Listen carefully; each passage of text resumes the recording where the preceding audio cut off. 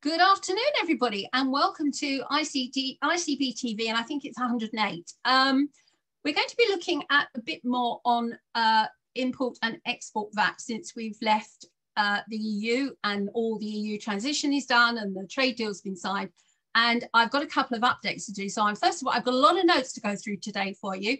And I will be taking questions. So I don't know how long we're going to need to be online this afternoon. But if I can't cover all your questions today, then I'll pick them up and either email you back with the answers or we'll cover them tomorrow on Thankfully It's Friday.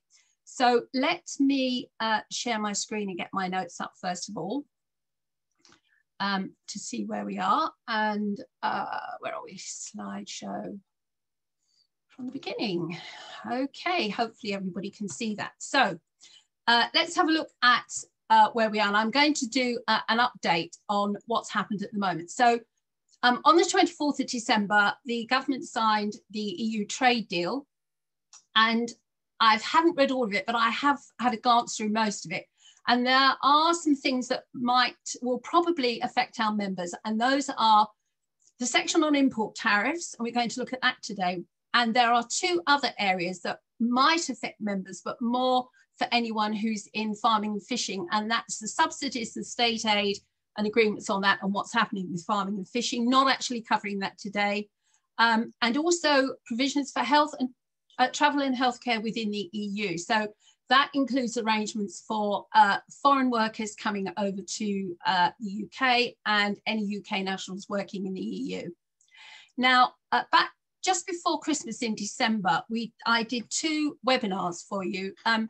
And ICB TV number 98 was the first of those two. And that covered the rules for what happens when we import goods in from outside the UK. Now, there's very little new to change with that.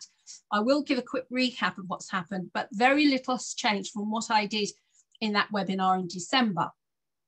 And the second of them, the ICB TV number 99, we're looking at exporting. And this is where the changes have come in. Now, I've done a lot more research now that we know what's happening with the trade deal. Although that was settled before Christmas and we knew roughly what was going to happen, there are some updates that I need to give to you because some further details have become apparent now on what we are going to need to do if you or your clients are exporting goods to the EU, and the VAT is now slightly more complex than it was that we actually had a look at in December. So we're going to have a look at the changes. As I say, originally, the December presentation covered only what was going to happen from the UK side and not the EU side. Today's presentation is going to look much more at what's going to happen on the EU side, and I'll explain why as we go. So we're going to update all the rules that you need to know. So this is what we're going to be covering. We're going to have a quick look at the content of the UK trade agreement, a bit on, as I've just mentioned, a little bit more information on tariffs, because the tariff situation is not as simple as perhaps I thought it was going to be. There is an update on the EORI numbers. There is an additional EORI number that you may need that we haven't covered before. And I'm going to look at the import-export update information and the VAT requirements for selling into the EU from Great Britain. Anything that happens with Northern Ireland is exactly the same as it was before Christmas. So let's first of all have a look at the tariffs. Now, we did have a look at the tariffs and what they are and why it was important in number 98. And without a trade agreement, tariffs will be subject to the World Trade Organization rules. Now, in December, we said that the UK now has its own set of tariffs, which it's set up and agreed. And basically what will happen is that any country with whom the UK does not have a trade agreement will be subject to tariffs, both import and export tariffs. And any country with which we do have a trade deal, we will presumably have no tariffs to be paid. And what happened since the signing of the EU trade agreement is that tariffs nominally there will be no tariffs, but there are some provisos to that. Because although the EU states that goods can be transported tariff-free, there are definite limits because these limits are subject to something called the rules of origin. Now, the rules of origin are the origin of the actual item that you're selling, or if it's made up of component parts, where the components originated from. Now, if everything has originated from within the UK and we export it out to the EU, then there are no tariffs. But if not, then tariffs could still apply. Because the rule states that for an item to be exported to the EU tariff free, then I think it's a figure of 55% of the product must have been made in the UK. Now, we did talk about commodities codes, and those are in 98 and they're on the web and on our website, and there's no changes to that. But if you look at those commodity codes, if you're exporting, and this is something that's probably not going to be done by our members as such, it's going to be done by the exporter, whoever's actually exporting, or their freight forwarders. You have to have a look at that commodity code. And then by drilling down into those, it will tell you the relevant information you need as to the origin and the rules of origin that you need to look at. So fairly complex, and hopefully members won't need to get involved in this, but I think you do need to be aware of what might happen. Now, if you are exporting, you need an exporter statement of origin. So somebody has to make that statement that certifies that those goods have been made, the majority of them have been made in the UK or have originated from the UK.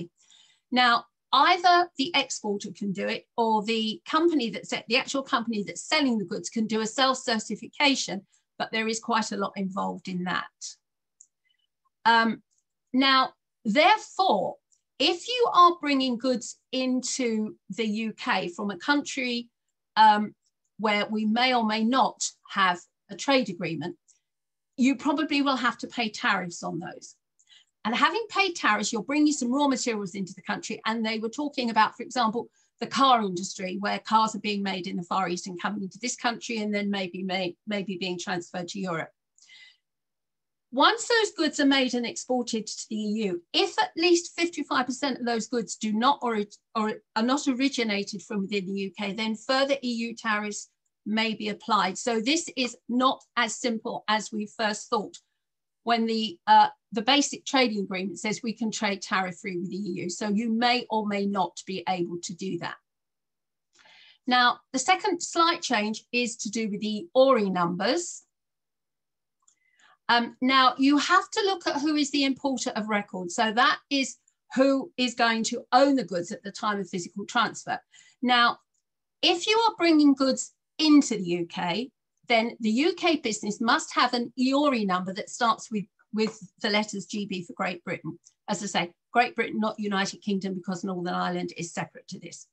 Now, to obtain one, you have to already be registered with HMRC and have a VAT number. And by now, you should have your EORI numbers if you're importing. However, the additional EORI number that we didn't talk about last month was that if you are exporting to an EU country and you're making customs declarations in Europe, you may also need to have an EU EORI number that covers you actually moving your goods across into Europe. So again, a slight complication. And you may still need an EORI number starting with the letters XI if you're trading with and through Northern Ireland. So there could be that you need 3 EORI numbers and not 2. So again, you'll need to look into that if that's part of what your clients or yourselves are doing. What I'm going to mention just is the term fiscal representative. Now, in order to export to some countries in Europe, you must have a fiscal representative based in that country. And it's somebody who lives in the locality of the EU country that represents the foreign traders for VAT purposes. And in some countries, you will have to use them because you won't be able to register for the VAT yourself. So you'll need a fiscal representative to do that. But if this is in your situation, then you'll need to check with each country you're dealing with to see if you need to import one. Up to, I think, nearly half of the EU countries insist that you have a local fiscal representative in their particular country if you're dealing with them. Now, I've spoken to a couple of members on various parts of this recently, and it looks as though if you're getting involved in this, there is going to be a fairly heavy cost implication to this. because they are charging an awful lot of money. And I was watching a webinar on Monday or Tuesday, I think, Monday, I think. And they were actually saying that if you want to really earn a lot of money these days, you need to train and sign yourself up to be a customs representative or a fiscal representative, because apparently that's where the money is these days. So there is a cost implication to doing that.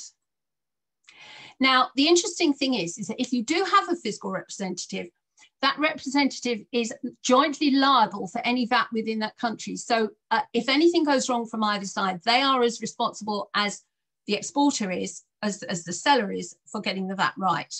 So it might be that they need bank guarantees from you. Again, if you're going down this route, hopefully as ICB members, you're not involved in this side of the transactions. I'm just pointing this out so that you're aware of what might happen and what your clients might need to do. And I do know that we have a number of members involved in this area who are employed bookkeepers with companies that are importing and exporting. I've spoken to a couple of them, and these are the sorts of questions that are coming up for those. Right, now let's have a look at imports. Very little has changed on the imports. If you haven't watched any of these two, I strongly suggest that you watch ICB TV number 98. Now, you can catch that on the Facebook page or through our YouTube channel. And what that does is it explains exactly what's happened when you're importing goods into this country, and not a lot has changed.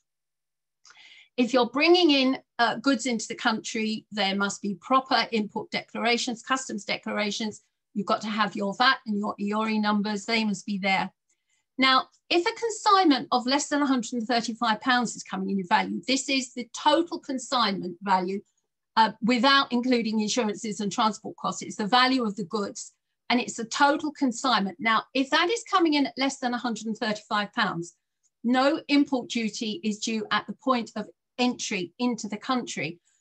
But where they're being resold, the VAT is reported at the time of the sale. For consignments that are more than £135 in value, we have something called Postponed V80, which you can apply on the import. Now, again, I'm not going to touch on Postponed V80 because it is in the earlier webinar. It is on our website, and I'll give you the link to that at the end of the presentation. And once you've imported them into the UK, you can just sell them on and charge your VAT as normal. But basically, postponed VAT means that you're not actually paying the import VAT. You're treating it as almost a reverse charge and declaring it in boxes 1 and box 4 of the same VAT return. So it's an improvement in possible cash flow for the company. So that's the import. And most of what I've said there hasn't changed since December. So now we need to start looking at the more complex side of exactly the changes on what's happening when we're exporting to any European country. Now, in December, we looked at these exports, and if you look on gov.uk, you will see that there are conditions for exporting. Now, that is all to do with having correct documentation and making sure that the goods leave Great Britain within 90 days of the point of sale, and you have to have proof that that's been exported. Now, if those are exported and it's exported correctly, for HMRC is concerned and your UK VAT return is concerned, those are sold at 0 VAT. There is no VAT at all, and that is where we stopped in December, because we said that's all you need to do. There's no VAT, you just have the paperwork correct. But that is actually only half of the story, because obviously HMRC are only interested in what's happening this side of the channel. It doesn't cover what's happening on the other side. Because if you think about it, an export from Great Britain is an import into the European Union. Now, as I said earlier, when we import goods into this country, we have to pay import VAT. So when goods are being exported from the UK into Europe, there has to be import VAT paid in Europe, and that has to be accounted for and charged to the customer. So even though we're selling at 0 rate for VAT, there is an implication for VAT in Europe. So if you're trading from Northern Ireland and you're trading with Europe, the B2C and B2B rules remain the same. And nothing that I'm saying today amends what we covered on the export and the information on the other webinar that covered trading through and with Northern Ireland. So that's exactly the same.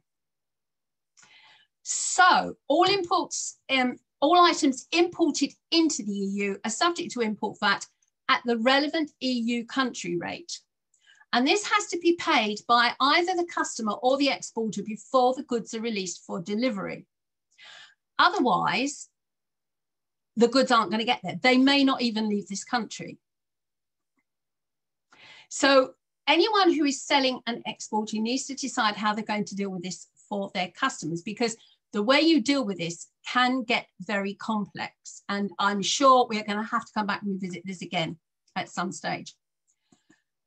So let's just have a quick look at what happened until December. So selling into the EU business to consumer, all goods were subject to UK VAT.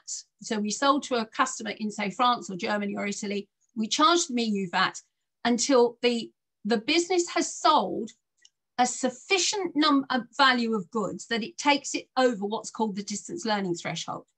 Now that changes for each country. The average throughout Europe is 35,000 euros, but some countries, I think such as Germany, their distance selling threshold is as high as 100,000 euros. So again, we were looking at each country, and once that threshold had gone over that threshold, you had to register for VAT in that country and charge your customers local VAT. So if you're selling to Germany, you've registered with the German VAT authorities, you actually had to charge your customers German VAT and pay the VAT to the German tax authorities. And then if you were selling business to business, you exchanged your VAT numbers, no VAT was charged, and the buyer reports under the EU acquisition rule. So that's what appears if we're buying in business to business from Europe, that's what appears in boxes 2 and box 4 of the VAT return up to the 31st of December. Now, when you're selling services business to business, that becomes a reverse charge at the buyer's end. So again, no VAT declared for the seller, but a reverse charge at the buyer's end. So for them, it's the equivalent of our boxes 1 and box 4. Now, what's happening from January 2021? Now, this is Great Britain only. This is not Northern Ireland. So it's England, Wales, and Scotland. So, selling goods. Remember that import VAT is due in each country in the EU, and the distance selling threshold has now disappeared because we're no longer part of Europe. We cannot rely on those distance selling thresholds. So the first sale that is made to a customer in Europe from the 1st of January, you must make sure that you're actually selling them and charging them VAT, import VAT, in their country. And for this, basically, with a few exceptions, business to consumer and business to business is treating the same for selling goods. Services is slightly different. Now, what are your options? Now, you could export at 0% because if you've got your export, HMRC said you can sell at 0%. You send the goods abroad and you just leave the customer to pay the import VAT and clear customs themselves. There's no need to register for VAT. Everything is very simple. However, if you do that as a business, you're probably likely to lose your customers because your customers do not want to spend the time deciding on their own input. They're buying from you. They want to get the goods as quickly as they can. The second option is that the seller pays the import VAT to the relevant country's tax office and charges the customer on the invoice. But this is going to involve the seller selling export paperwork. No registration needs to be made in an EU country, but it is very time consuming and very complex. And the recommendations from everywhere I've read is that you really do not consider either of those two options. The other option is that the seller can register for EU VAT in each country into which they sell, and you charge VAT at the EU rate and declare it on an EU VAT return in that country. Now, the advantage of that is that you can sell at the rate of VAT in that country, which of course varies. I think Cyprus is 90%, Ireland is 23%. So it depends on the country you're registered in as to the level of VAT that you charge, but everything is then sold with VAT added to it at that country, at that level. Or you can register with a single country for VAT and sell from there using the distance selling thresholds. Now, Let's have a look at that. Let's suppose that we decide that we're going to register for VAT in Ireland. We will sell to customers in Ireland at their rate of VAT, which is 23%, until the distance selling threshold of, say, 30,000 or 100,000 euros has been reached, as before, but you're still going to have to register for VAT in the other countries. Now, having spoken to somebody earlier this week, and those members who I've spoken to this week have been really helpful. I've been bouncing ideas off of a number of people this week, and I've had some really good thoughts coming back on this. Now, apparently Ireland opened its VAT registration for GB countries this week, and you can register with them if you want to use Ireland. Cyprus actually has closed its application for new registrations because it's had so many that it really can't cope. Now, that's because their rate of VAT is 19% and it's quite low. So basically what you're doing is you're charging VAT at 19%, and they're no longer taking applications for VAT from British companies. Now, if you're selling in high volume, there is a further option, because what you might be able to do is actually to consider importing your goods into the EU as a lump and storing them and selling them from that country.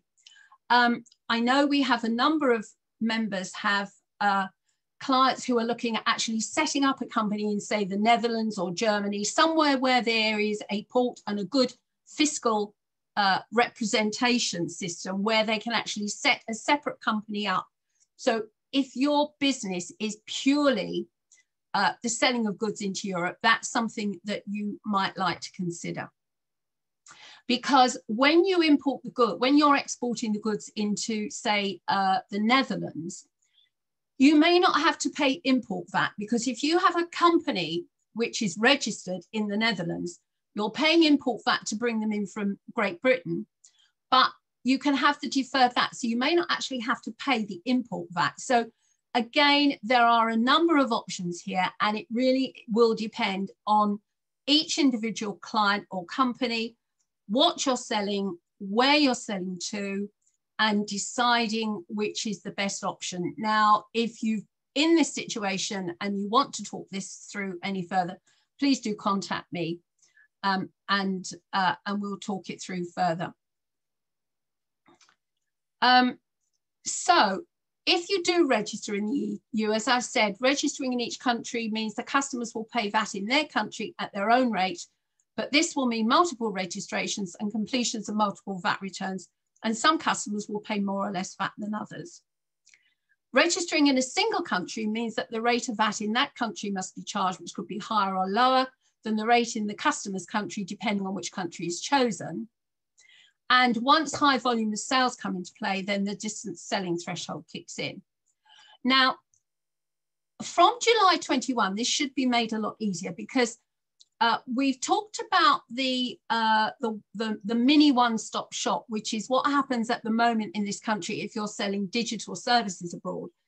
Now, the EU is introducing an EU-wide one-stop shop, which what it means is that you can register with one country, charge each country on their relevant rate of VAT, depending on what it is, and make one report through from that country's one-stop shop system. So if you're registered in Ireland or Germany or the Netherlands, one country registration, you sell all your goods at the relevant VAT rates, but you do when you do your VAT return, you do a one-stop shop report, and that actually lists how much you owe to each of the country's VAT offices. Now, you would pay that to the country in which you're registered, so say Ireland or Netherlands, and their tax authority will then deal with this paper transaction of who owes what VAT to what. So we don't yet know what's going to happen completely with this, and we're obviously going to have to come back to you with this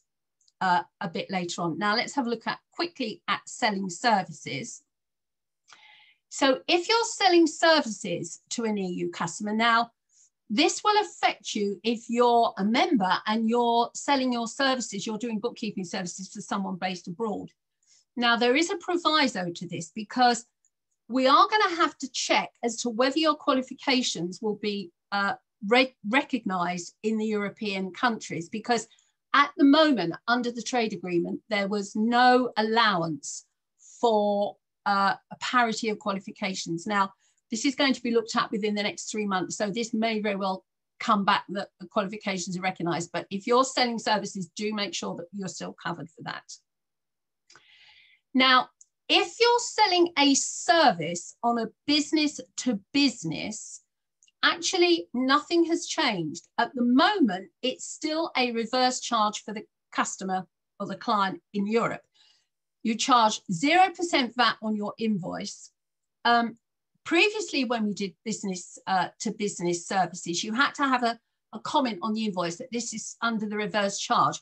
But I've got a feeling that you no longer have to put that on your invoice. You do have to have proof that they have an EU VAT number or any other evidence that proves where they're based and they're VAT registered, but you can still sell a B2B service. So if you're VAT registered in this country and you're selling accounting services to a VAT registered business in an EU country, you do not have to charge VAT and you do not have to register for EU VAT in that country. So services, for our own purposes, are a lot easier.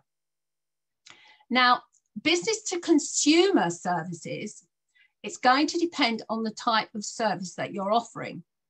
Now, our services fall under professional and technical services, and that falls under something called the special rules.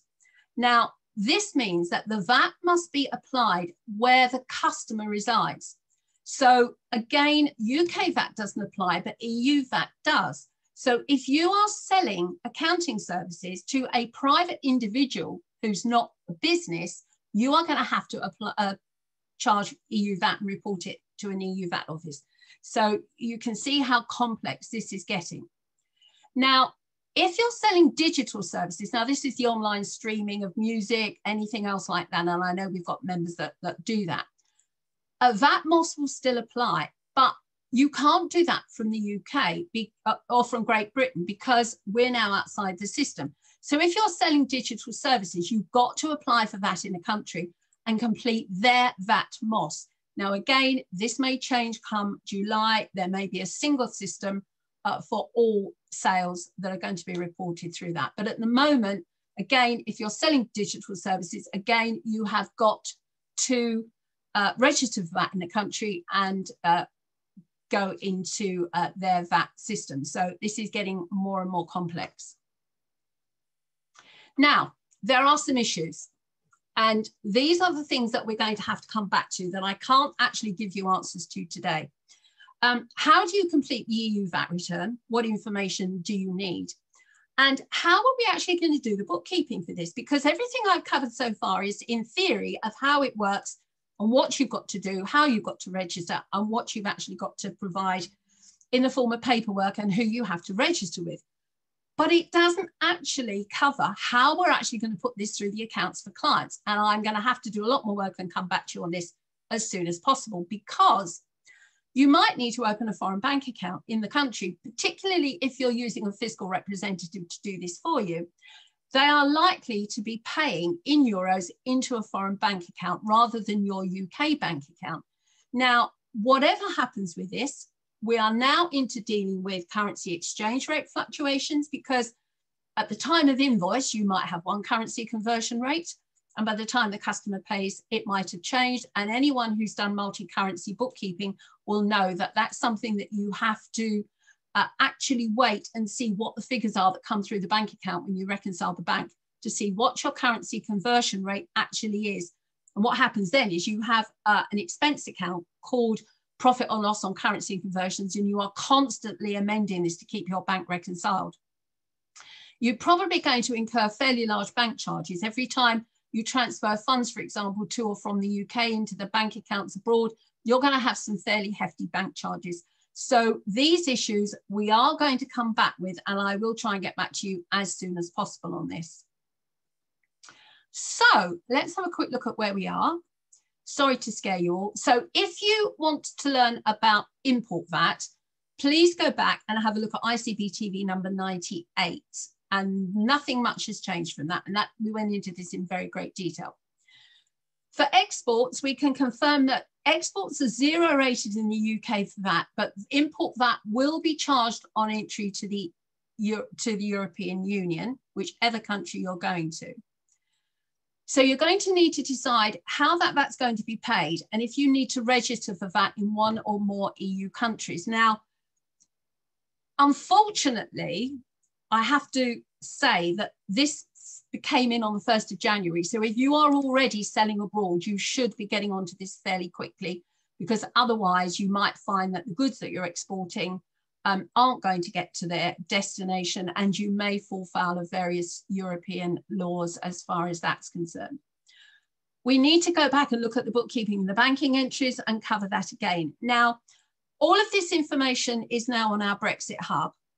I've put the link there, but if you go onto the bookkeepers.org.uk, go into resources, go into Brexit, I've actually updated the information on there, and after today these slides will be put up, and there are export slides, there are import slides, and these slides will go up as well.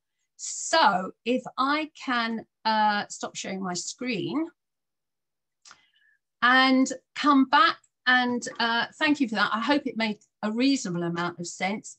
Let's have a look at some of the questions. Lots of questions, and the chat line, and see what we've got. I'm going to deal with the chat line first, because some of those questions are very lengthy. Right. Somebody has asked if I'm able to deal with TOMS. That's the tour operator's margin scheme. The answer to that today is definitely no, not today. I will look at a TOMS webinar. That is extremely complicated, and I know we have 1 or 2 people, particularly one member, that I might very well bring on that, because I know he's probably better at that than I am actually, and he'll know who he is if he's listening. Somebody else said I'd be interested in TOMS. Everyone mentioned export of goods, but are there any specific changes to services being exported both in person and online delivery? Now, online delivery, I'm covering online marketplace selling. So if you're selling online, I am doing a webinar on that. I think it's on Tuesday the 26th. It's Tuesday week. I can't do next Tuesday, but I'm doing the following Tuesday.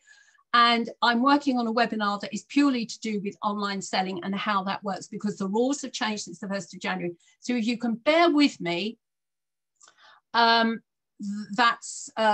will hopefully cover all your questions on the 26th. That's from Carol. Goods being exported in person. Now, if you're exporting in person, I don't think the rules have changed, but you may still get stuck when you get the other side with import VAT. This is, if you're selling and you're taking goods abroad, you may still have to pay import VAT on the other side of the channel. Up until now, we've been able to transport goods backwards and forwards. And I was talking to actually Iris, who's sitting in the background on this, helping me out today. I hadn't realised until she mentioned it that because we're now not in Europe, if we're coming back from, once we ever do get to travel backwards and forwards, we're very limited in what we can bring in. We can't bring fresh food in. We can't take cheeses and all those lovely things we're used to bringing in from the French and other hypermarkets. I'm not sure we can do that anymore. So Joanne says, do you have to register for that in any or all EU countries, irrespective of the amount of goods? The answer to that is yes, because the distance learning selling thresholds have gone, and you do have to register for that and charging you that from your first sale. If you are selling these online through a marketplace like Amazon or Shopify or something like that, eBay, the rules are slightly different, because those online marketplaces are responsible for the VAT. So again, if you can bear with me, we'll cover that on the 26th. Amy says it will be good to discuss the difference for products and services to the EU. And again, we will come back on this. So once I've got more detail on this and I've got your questions, I can go and answer them. Sally says, can EU businesses reclaim their import VAT? Yes, they can, in exactly the same way as we do. It's a standard VAT reclaim. So there isn't a problem. If it's a VAT registered business in Europe, they can reclaim it. It's a bit annoying that it has to be charged, but it's the way it goes. I think the import VAT can be reclaimed in much the same way as we can. And in some countries, it's deferred tax anyway, so they may not even have to pay it. But don't forget, that is to do with the actual amount of goods that are imported and how that's being done. Because I think what's becoming clear is that if you listen to all these webinars and read it, everything to do with exports is where they're exporting large amounts of goods. And we've all seen the trucks and the trailers going across with large amounts of goods that are being exported. However, what our members are dealing with is probably 1 or 2 items being sold, individual items. And that's where I'm still trying to get my head around the minutiae of all this and how it's actually going to work as far as your bookkeeping is concerned. So again, I think this is going to raise more questions than it answers today. Nicholas says, do you have to have an EU EORI number? Is it possible to sell goods to the EU with one? Well, I actually don't think it is, because I think it depends again on who's actually doing the export. If you're using a freight forwarder or a fiscal representative, they will have an EU EORI number and you might be able to do it through their number. I think these are only if you're exporting yourself. So I would imagine, and please correct me if I'm wrong here, that if you are selling goods, say through, and you're transporting, I don't know, DHL or UPS or something like that, it may very well be that they will deal with the customs and the duties and the import VAT for you through their number, and they will charge you the VAT. And I'm not quite sure. This is what I mean by saying we still have to look at the bookkeeping, because the more I look into this and the more lovely questions you ask me, the more I realize how much more I still need to do. So please. Olivia says, are ICB qualified accepted in Ireland? Yes, I would hope they still are. I will follow up on that one because we have an Irish ICB and we might be able to transfer membership to that. So I will follow that one up on ICB membership for you. Maggie said, Joanne says, is it possible to have a copy of this presentation, please? Yes, it will be up on the Brexit website. I will get Alex or Iris to put it up. As soon as this is over, it will be up there, hopefully today. If not today, it'll be up there tomorrow. So it'll be the third of 3 sets of slides. So they will be up there.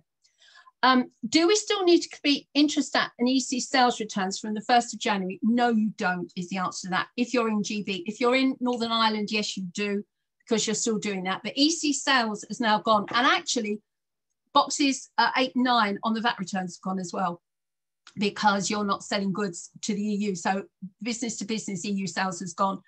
And that's where the EC sales list came from. So the EC sales list is no longer required. Now, Intrastat may still be required.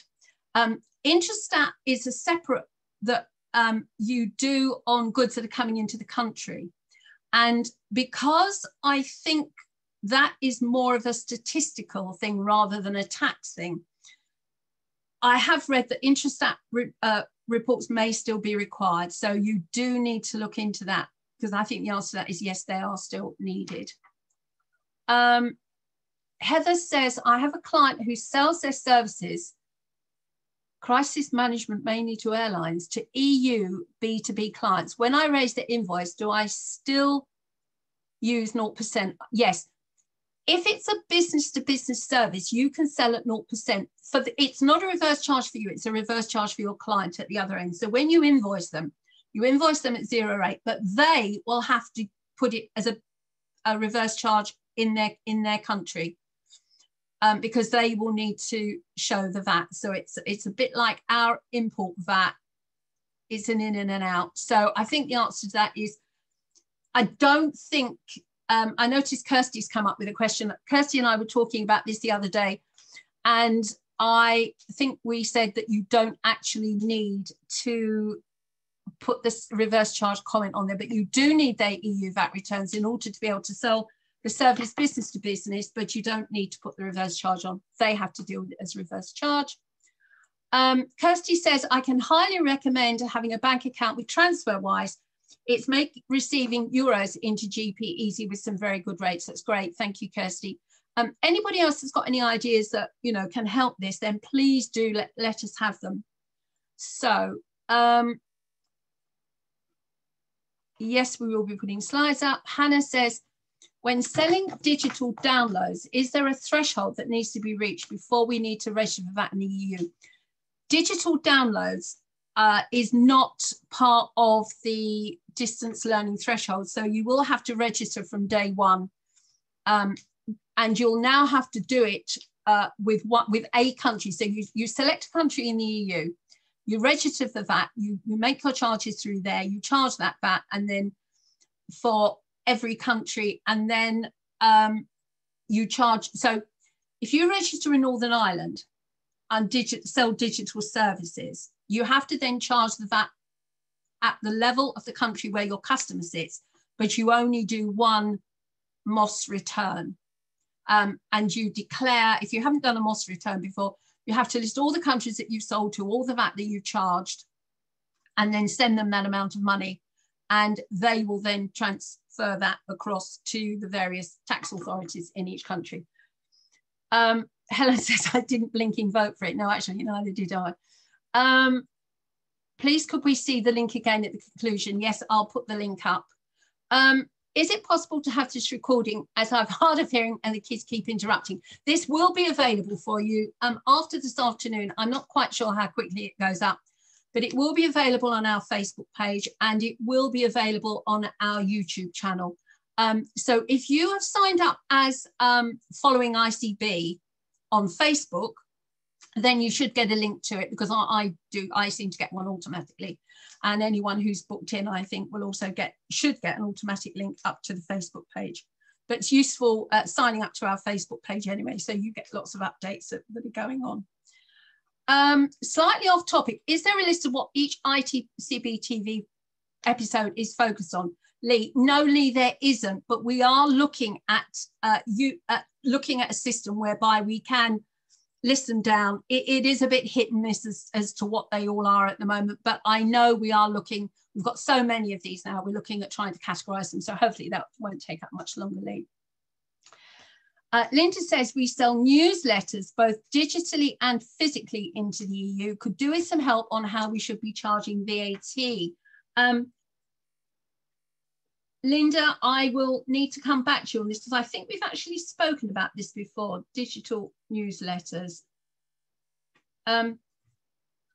That's quite specific. Linda, could you bump us an email across and with that, and I will pick that up for you. Put it for my attention and I'll pick it up.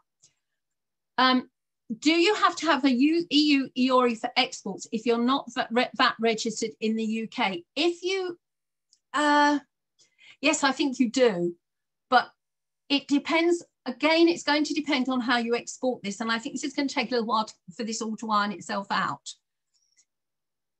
What the notes say is if you are exporting, somebody needs an EU EORI number. Now, it may be you, or it may be the representatives that you're using.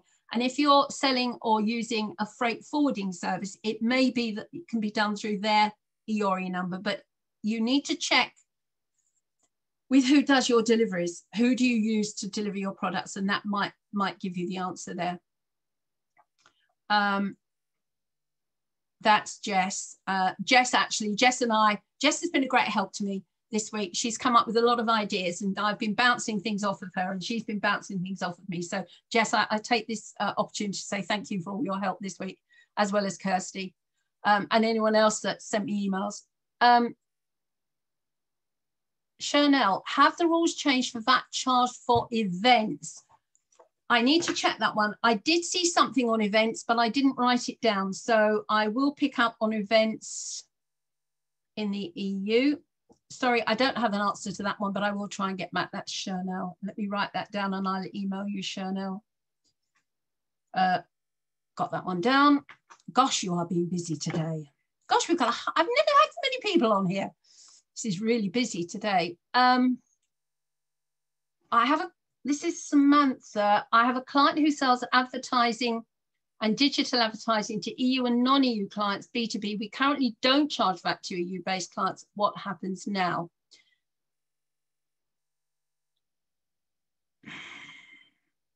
I need to look that one up as well, Samantha. What I will do is I will get this chat line downloaded and I will go through this after today and I will get back to people with answers. Questions regarding B2B supplies of services to the EU post-Brexit. B2B supply of services is definitely zero rated, Helen, if it's business to businesses. And she says, I understand that the place of supply rules will not be changing. Previously, my client's invoices stated services subject to reverse charge. As far as we know, Helen, you don't need to put that declaration on there anymore because we're outside the EU, but you do need to have proof that it's on there. So I think the wording, I think it was Kirsty's branch had somebody speaking about this before Christmas, and they said that you don't, the person that they had speaking in there, who's apparently knows a lot about this as well, said you don't need to have the reverse charge declaration on there. And that's as we understand it at the moment. Sylvia's coming. Hi, Sylvia, from gov.uk. What you can bring in from EU countries, if you're bringing animal products in, there are countries that count as EU countries. Yes, this is to do with the European Economic Area, which is slightly wider than EU, because there are countries that are involved in EU regulations regarding the transport of plants and live produce that may not be actually a country within the EU. And it says you can bring in meat, dairy, other animal products and plant products as long as they're free from pests and diseases for your own use or consumption. And then phytosanitary certificate. Oh, so it says here you can actually bring them in for your use and consumption. So that means perhaps we can still bring our cheese in from France. Thank you for that, Sylvia. So your French cheese is okay. Good. I'm glad on that. Sylvia should know about that because I know she does go to France occasionally. Heather Palmer, to all planet, do we need their VAT number? If you're dealing business to business, then I think you still need their VAT number. And someone else, Nicola, has said world first are pretty good for opening multi-currency accounts as well. Transfer-wise bank fees on 0, but there have been a few issues.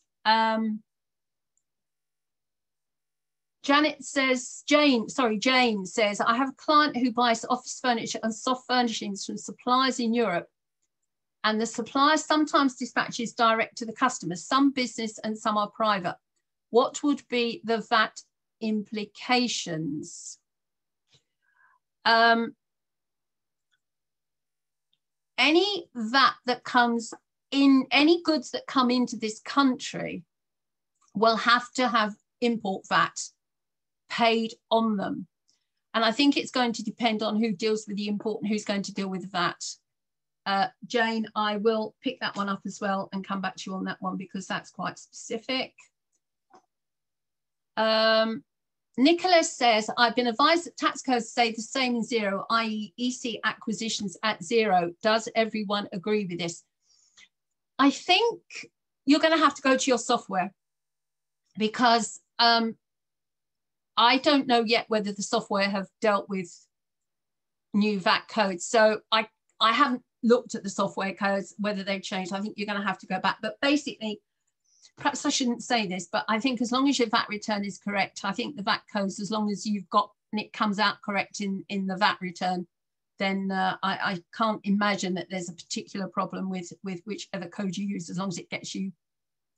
Catherine says, is the sale to EU for services now 0 rated or is it no VAT? I think it's 0 rate. Well, okay. Or is it outside the scope? If you look at the gov.uk website, I sometimes think HMRC are confused themselves about what's outside the scope of VAT and what's 0 rated because they use both terms. They say this falls outside the scope of UK VAT, so therefore you charge 0% rate VAT. Exports are definitely 0 rated, not outside the scope.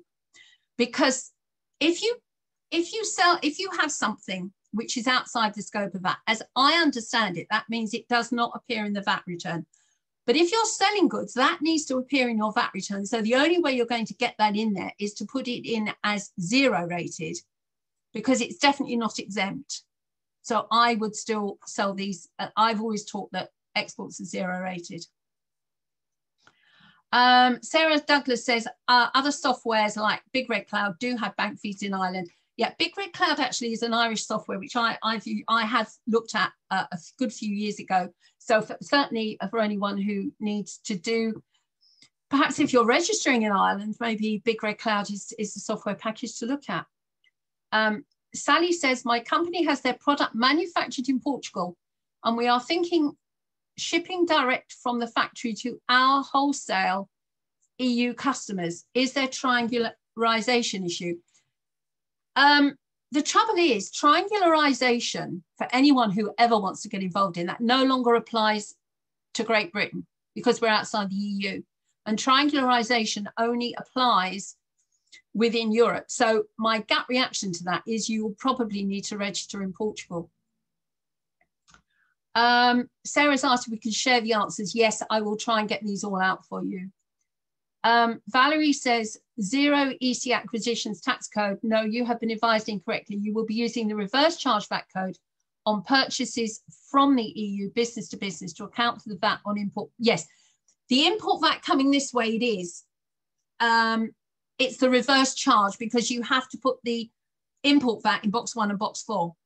I think the earlier question, Valerie, was what happens when you're selling, I think, but it's definitely reverse charge for import VAT. That is covered in the import VAT presentation. Chanel, virtual services and events, I will come back on. Sarah says, if you use Sage 50, you must upgrade to 27.1 version. That is Brexit ready with the codes. I believe quite a few have not updated their software, so be very careful if clients have old Sage versions. It's important you have the latest version. Now, I absolutely agree. And I am becoming more and more astounded at the complexity of what you're doing as members. The sheer volume of questions we've got here today is just such that I am definitely, because I'm conscious it's already 10 to 3, and I'm nowhere halfway through these questions yet, I don't think. How do you deal with selling services to businesses in the UK, but they themselves are not VAT registered? If they're not VAT registered, then they are a business to consumer and you have to register for VAT and charge them VAT in their country. Someone else has said Sage deals with the new VAT codes in version 27.1. Xero have added new VAT codes, but you have to choose to include them in your settings. So again, it's going to depend on the software. So go to your software. And actually, you might find that some of the answers to these questions will be dealt with by your software companies because they will know exactly what's happening with it. Valerie says, I've run tests on purchase invoices in Xero to make sure that box 1 and 4 entries are done correctly. The reverse charge VAT code does this. Yes, if you're buying, if you're importing and buying goods, definitely it's a reverse charge because that's where you deal with the import VAT on and in and out, and you don't, that's under the postponed VAT accounting. HMRC do interchange outside scope, no VAT and zero rated. Export should go on the VAT return and therefore agree zero rated. I'm so glad someone agrees with me. I think that's Paula. Thank you, Paula. Louise is saying Sage have withdrawn their update for now as there were errors in it. I called Sage, couldn't update, and that's what I was told. Oh dear. Right. I will go through all of these. Kirsty, what about buying services, e.g. Stripe? Need to look about buying services. I'll come back to you on that one, Kirsty. Okay. That's the chat line. Let's have a look at some questions that have come in. Now, these questions I think I'm going to deal with on a one-to-one basis. Helena has come back and said, one of my clients buys and sells paintings across Europe and the world. He is not exporting manufactured goods, but he is selling to end users. As far as I can tell, these will now be zero rated, but he may need to register for VAT in Europe. Are you able to advise? yes, he will probably need to register for VAT in Europe to sell those goods because there is the import VAT. Now, that's interesting with paintings because in this country, the import VAT for paintings was, if you're business and you're importing paintings, it was always 5%. So I'm not sure what level of VAT it's going to be. Please clarify, exports from Northern Ireland to Ireland, seller must charge EU VAT to an IE customer. That's from Olivia. If you're based in Northern Ireland, it's exactly the same system as it always was. So if you're dealing with Ireland, then it's business to consumer and it's business to business as normal. So if you're selling business to consumer, B2C in Northern Ireland, you must charge UK VAT. Once you go over the Irish distance learning threshold for sales to that country, you must register in Ireland and charge EU VAT. But it's exactly the same. Northern Ireland dealing with Europe hasn't changed. This is where Northern Ireland are in an even more complex situation than we are, because what they're dealing with is they're dealing with all the problems of trading with Great Britain, because the VAT is still UK VAT, but we've got the customs declarations. And as you all know, you've probably seen on the news in the last week or so that there are problems with food transports going across to Northern Ireland. There are problems with that. And that's because the paperwork hasn't been completed or because people are holding back until the paperwork's been sorted out. They've then got the EU transactions where they're dealing with the business to consumer, business to business, and they've got exports outside the EU. So if they're selling or buying in from America or China or somewhere like that, then they've got that third area as well. So just let's send out our thoughts to all of our members in Northern Ireland, because if we think we've got it tough, I think they've got it even worse. Jackie, is postponed VAT accounts for imports mandatory or optional? Well, it's not mandatory, but you'd be silly not to use it. Now, you can do deferred accounting rather than postponed accounting, but I'm not too sure about how deferred accounting works. It's where you defer the payment of the import VAT. Now, I would use postponed VAT because when you're bringing imports into the country, what's happened previously is you have to pay them at the point of entry, then reclaim it back when you get your C79. Now you don't have to pay the import VAT as long as the documents are all in order. You treat it as an incoming reverse charge, and the import VAT appears in boxes 1 and box 4 in the same VAT returns. You don't actually have to pay. But if you don't use postponed accounting, then you're going to have to pay import VAT. And of course, if you're buying as a private individual, you've still got to pay import VAT on it anyway. Pedro says, so much information, will this be available for us to rewatch? Yes, it will do. I think it will be. I think it's ICB TV number 108. So it should be available from tomorrow. It usually takes about 24 hours to get up there. Gillian says, I have a client who sells 0 or perhaps 3 items under £300 to different EU countries. They use the post office to send the parcels. What do they do about that? The items are to individuals, not businesses. The import VAT has to be paid by the customer. So I think it depends on how you're going to set that up. But as it stands at the moment, EU VAT is going to have to be paid because it's import VAT. Because before the 1st of January, there was no import VAT because we were part of Europe. So you could sell those. You may have had to charge them VAT. But now we export at 0 rate, but there is still the import VAT, which is at that country's level. So this is where it gets so complicated. Sarah says, well, ICB do a very detailed VAT recourse. I think would be really useful. I think we will have to. And yes, Donna says, hi, Jackie. Juliet says, I did a Sage Brexit webinar yesterday, and they said that the EC sales list will no longer be required as they're now considered as ROW. Is this wrong? No, there's no EC sales list required anymore. We don't have to do that from the 1st of January because you're not actually, don't forget, an EC sale was a business to business sale where no VAT appears on the VAT return. Because it's being posted at 0 rate as an EC sale. So HMRC needed to know what was being sold to each country in Europe. Now that we're exporting, we're not dealing with the EU because we're not part, so you don't need the EC sales. Jill said, I tried to call the HMRC helpline and tried the chat, but I can't get through. So I asked my VAT question online. That was a week ago, and they still haven't got back to me. No, I'm not surprised. They're absolutely inundated. I've got an outstanding query at the moment on the bookkeeping side of this with the Tax Agents Forum, and they normally come back very quickly. And I emailed them. This is to do with online marketplace selling. And I emailed them about 5 days ago, and they came back and said, actually, they couldn't answer that. They'd have to go to a specialist to get my answer. So I'm waiting to see. Susanna says, apologies if this has been covered. What about B2B purchases of services from the EU? Now, from the EU,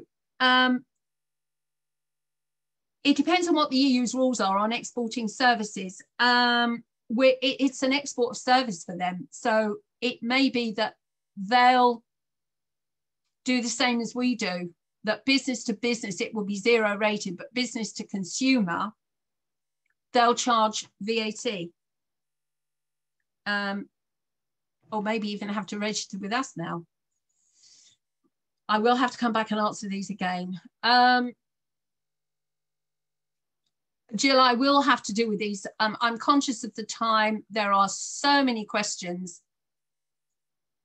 Right, here's an interesting one from Neil. What happens with wine that was imported into a bonded warehouse under AQ VAT prior to the 1st of January, but is sold out of the bonded warehouse after? I can probably find the answer to that one, Neil, but I'll have to look it up because I have seen that somewhere about what happens when things are in a bonded warehouse. How do we handle Google Ireland AdWords services? Again, these are all questions I am going to come back to. Now, what I think I'm going to do with this is I'm going to ask Iris if she can download all of these for me, and I will deal with them. Now, on our Brexit hub, we have a list of FAQs at the bottom, and I'm going to put all of these questions in the FAQs, but it might take me a little while to get there. So I need to work my way through these. Now, let me just quickly, somebody asked for the link. If you go on to bookkeepers.org.uk, and let's see if I can type a message in here. It's bookkeepers.org.uk / hang on, can't type, resources / Brexit. Let me put that up. I think that is the link. But if you just go onto the ICB website and go into resources and then pick up the Brexit tab, everything is there, and there is a list of topic headings at the top because there's so much on there. What I've done is I put all the main topic headings at the top with a link to it, so you can jump down and then jump back to the top again. So rather than plow through the whole thing, you can take it to the specific area that you're looking at. I will put the FAQs at the bottom, and then I will, each time I make an update at the top, it's got the latest date it was updated and a list of what the latest updates were. So hopefully you should be able to, Donna Hammond, right, thank you, Donna. So I'm just frantically scribbling notes down here, and yeah, okay. Right, it's 3:05. I still have an awful lot of work to do on this. So just to recap, this webinar will be available for you to rewatch. The notes are updated on the Brexit Hub already, and we will have the slides up there hopefully by tomorrow. I will now work through all of the chat lines and all of the questions and answers, and I will build on the FAQs for you. It is going to take me a little while to do this. Now, I am doing with Gary. I am back tomorrow with Gary on Thankfully. It's Friday. And if anybody wants to pick up on a few bits of this, we have got some furlough stuff to do with tomorrow. And I know Gary's got some things he wants to go over tomorrow, but we might be able to pick up on some of these as well. Sorry, I can't answer all your questions today, but I will try and get answers out to you. But I have to say, I'm still learning this at the same time you are. And the one thing I will say that I have found very useful, I've mentioned them before, and that's Avalara. Now, Avalara, I don't know if you can see that, if it's not in reverse, it's probably in reverse. For some reason, I think it might be reversing things. the 2021 Brexit Survival Guide. If you go onto Avalara, they had some really useful webinars on Monday that I watched, and I do get quite a lot of information from them. And they have quite a lot of leaflets on their site, which covers the basics. I have to say, don't forget, they're selling you a service. So if you want the detailed information, you more or less have to buy their service. But certainly a lot of the basic stuff is on there. And Sarah Douglas, thank you for this, Sarah, has just come up. The Institute of Export also has very good VAT information. Now, that's not one I've thought of, Sylvia. So Institute of Export, I will have a look on their site. And if anybody else wants to look that up, I'll see what I can pick up from that, Sarah. I think that's probably covered everything about detailed questions. Right. I'm not going to be able to answer any more today because they're now getting very specific. So can I thank you all for your time? I will be back with Gary tomorrow, as I said. We will get everything updated. I'm actually going to love you and leave you now and see you again. Remember that I am doing an online selling, online marketplace selling webinar, I think on the Tuesday the 26th. And that's to do with the changes that if you're selling on Facebook or Amazon, not Facebook, sorry, Amazon or eBay or Shopify, we're looking at what's happening to the changes in that. Because if you're buying goods on an online marketplace and they're coming from abroad, the VAT changes. If you're selling through them, the VAT rules have changed. So we need to have a look at that. And that's a very specific one. And I also need to come back to you with where we think we're going to go with the bookkeeping on this. So that will be yet another one. So thank you very much for your time. Iris, if you can download all those questions for me and get them to me, that will be fabulous. And I'll look at them with everybody. So thanks for your time. One quick question, Tracy, an M4 student would like to know what VAT regime I will be taking. If you're a student and taking exams, the VAT in the exams is not changing because the questions have been set prior to this year. So they will be as you learned. And we are in the process of discussing the changes with training providers, and no changes will be made to our exams at the moment. We will give you plenty of notice and your training providers plenty of notice. So don't worry if you're taking exams at the moment. Okay, thank you very much all. I will be back with you tomorrow and have a nice rest of the day. Thank you. Bye.